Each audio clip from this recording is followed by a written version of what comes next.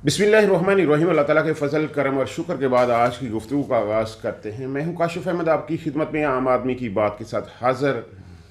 बहुत बड़ी बड़ी ख़बरें हैं। मैंने आपको पहले बताया कि नवाज शरीफ साहब को स्पेशल प्रोटोकॉल दिया जा रहा है। पाकिस्तान वो तशरीफ़ ला रहे हैं तो बड़े प्रोटोकॉल के साथ आ रहे हैं।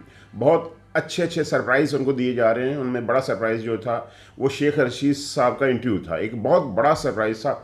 जो डेंट शेख रशीद साहब के इंटरव्यू से इमरान खान को डलना चाहिए था वो तो नहीं डला। शेख साहब ने चालाकी से काम लिया और बहुत सारी बातों को वो हजम कर गए, हजफ भी कर गए, हजम भी कर गए। बहुत सारी बातें वो छुपा गए।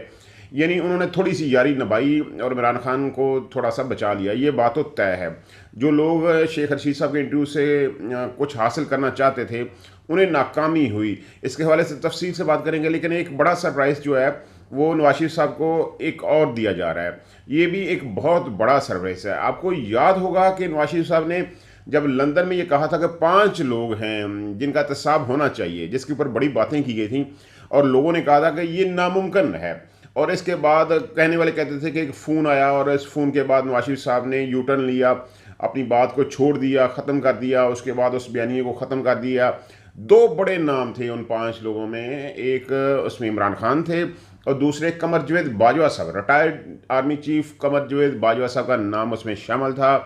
तो जिस कहने वाले कहते हैं कि जब उन्हें फ़ोन किया गया तो उन्होंने इसके ऊपर यू टर्न ले लिया, वापसी ले ली। उसके बाद इस बयानिए के हवाले से उन्होंने बात नहीं की। लेकिन सरप्राइज़ है, चीज़ें चल रही हैं, मामला तय हो रहे हैं। कुछ लोग ऐसे हैं जो नवाज शरीफ साहब को हर हाल में राज़ी देखना चाहते हैं।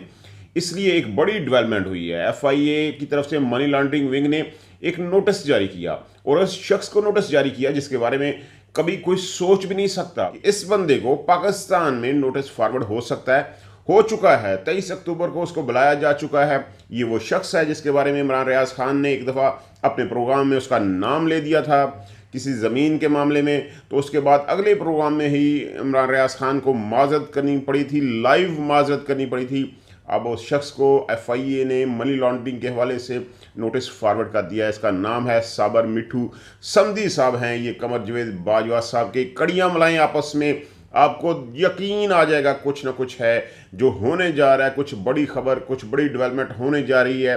कुछ लोग ऐसे हैं जो नवाज शरीफ साहब को खुश देखना चाहते हैं। इसलिए कमर जवेद बाजवा साहब के समधी साबर मिठू को नोटिस फॉरवर्ड हो चुका है। तकरीबन $5.5 अरब का ये केस है। 14 अकाउंट पाकिस्तानी है, 6 अकाउंट फ़ॉरेन है। इनके हवाले से एक नोटिस फॉरवर्ड हुआ है कि आप आएँ 23 अक्टूबर को आप हमारे दफ्तर में तशरीफ़ लाएँ। मनी लॉन्ड्रिंग के हवाले से आपके ऊपर इल्ज़ामात हैं। साबर मिठू को कौन नहीं जानता, पूरा पाकिस्तान जानता है। प्रॉपर्टी का काम करते हैं। और जो इसके बाद अहमद खान साहब जो हैं, जो वज़ीर आला की दौड़ में शामिल हैं नून लीग के, ये उनके पार्टनर हैं। कहने वाले यही कहते हैं कि नवाज शरीफ अब लेवल प्लेइंग फील्ड चाह रहे हैं। फैमिली के अंदर भी लेवल प्लेइंग फील्ड चाह रहे हैं। वो शहबाज शरीफ साहब को हटाना चाह रहे हैं, हमजा शहबाज को हटाना चाह रहे हैं। यानी अहमद खान साहब जो हैं वो शहबाज शरीफ के बहुत करीबी हैं। तो नवाज शरीफ आप चाहते हैं कि लेवल प्लेइंग फील्ड फैमिली के अंदर हो। मैं वज़ीर आज़म हूँ तो मरीम नवाज़ जो हैं वो वज़ीर आला पंजाब हूँ। इसलिए अहमद खान साहब को भी हटाने का फ़ैसला किया गया, प्रेशर बिल्ड करने का फ़ैसला किया गया है।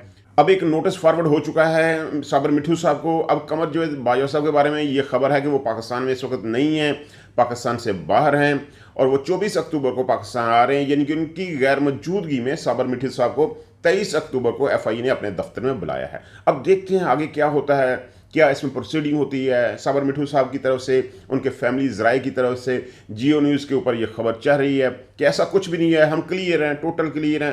पाकिस्तान में हर शख्स क्लियर ही होता है, इसमें कोई शक नहीं है। कोई भी माजरा उसके साथ नहीं होता उस वक्त तक जब तक कंपनी नहीं चाहती, और जब कंपनी चाहती है तो छोटा सा माजरा भी बड़ा माजरा बन जाता है और बंदा नाहिल हो जाता है। तो देखते हैं साबर मिठू के हवाले से कंपनी क्या चाहती है। अभी एक नोटिस फॉरवर्ड हुआ। इसका मतलब यह है कि नवाज शरीफ साहब की गेम बहुत मजबूती से जमी हुई है, बहुत अच्छा खेल रहे हैं। आने वाले दिन बताएंगे कि उनका रिजल्ट क्या होता है। क्या सब लोग, बाकी जितने भी प्लेयर्स हैं वो क्लीन बोल्ड हो जाते हैं और नवाज शरीफ साहब इस दौड़ में अकेले ही भागेंगे, तो ये तो वक्त ही बताएगा। शेख साहब के हवाले से एक असद अली तूर साहब यूट्यूबर हैं, उन्होंने एक व्लॉग किया था, बहुत बड़ी बड़ी बातें की थी। हैरान होता हूँ बाज़ का कि असद अली तूर जैसा बंदा कैसे इस तरह की बातें करता है। वो एजेंसियों के हवाले से भी बातें करता है। सियासतदानों के हवाले से भी बातें करता है, लोग उसको बर्दाश्त भी करते हैं।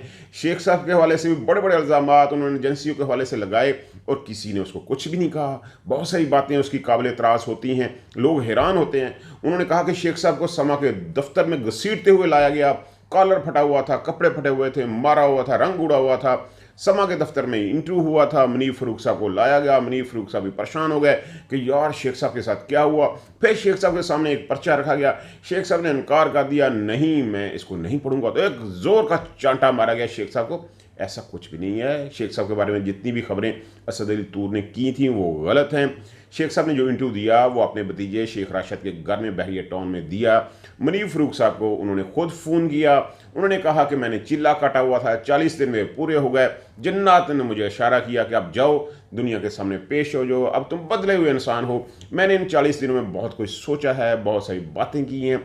अपने इस इंटरव्यू में शेख साहब ने बहुत सारी चीज़ें छुपा ली, गमा ली और बहुत सारी चीज़ों के ऊपर पर्दा डाल दिया।